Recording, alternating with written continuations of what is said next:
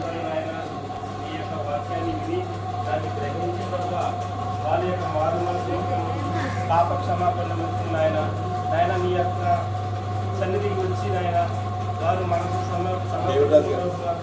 వాక్యం ఆయన విని గ్రహించి ప్రభా పాప క్షమాపణ ఉన్నదని పరలోక రాజ్యం ఉన్నదని ప్రభువ వాళ్ళు గ్రహించి వాక్య ప్రకారంగా ప్రభు పరలోక వెళ్ళడానికి సిద్ధపడినందుకు లెక్కలు తెలుసుకున్నాం ప్రభు. ఈ యొక్క మధ్యాహ్న కాలం ప్రభువ వారు నాయన నూతనగా బాప్తిసం పొందుకున్నప్పుడు ప్రభు శారీరకంగా కొన్ని శ్రమలు రావచ్చు, కొన్ని కష్టాలు రావచ్చు, అయినను నీ వాక్యమందులు విశ్వసించి ప్రభు ఆ వాక్యంలో స్థిరపడి ప్రభు ఆయన నీ కాడి భుజం మీద పెట్టుకుని మోయటానికి సహాయం చేయను ప్రభు. ఓ అంచెదినమని నువ్వు లేపుతానన్నావు ప్రభు. నీ రాకల్లో ఎత్తబాట్లోకి వెళ్ళడానికి కృప చెప్పండి.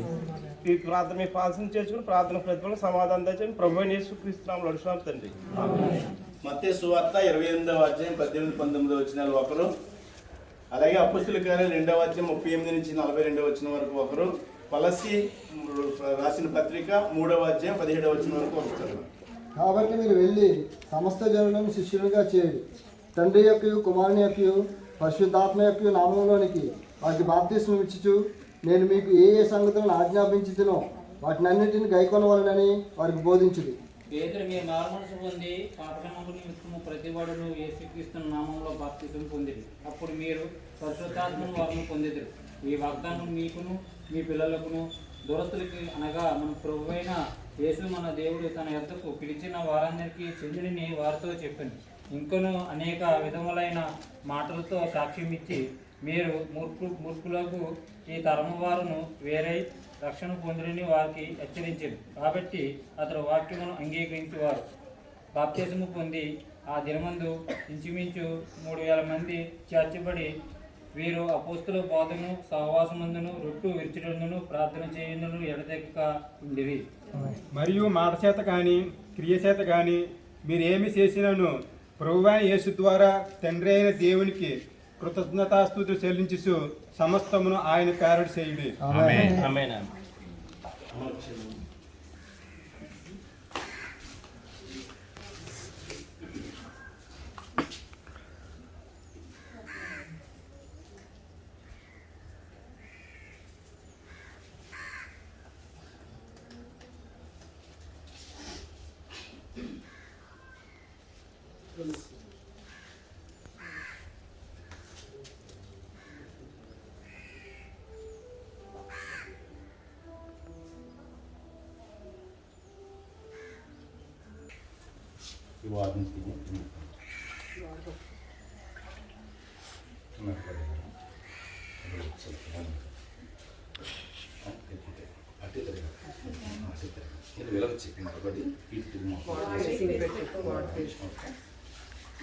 నేను అడిగే ప్రశ్నకి సమాధానం చెప్పమ్మా.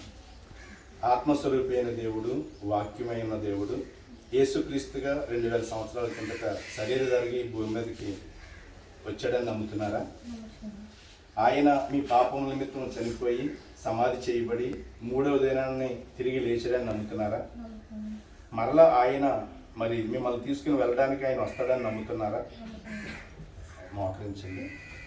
మోకాలు తీస్తే నేను అనుకుంటాను అన్నా. ఏం పర్లేదు. మీరు ఇచ్చిన సాక్ష్యం బట్టి, దేవుడు నాకు ఇచ్చిన అధికారం బట్టి మీ పాప క్షమాపణ నిమిత్తం మీకు ప్రభు అయిన యేసుక్రీస్తునామమున బాప్తిసం ఇచ్చుచున్నాను.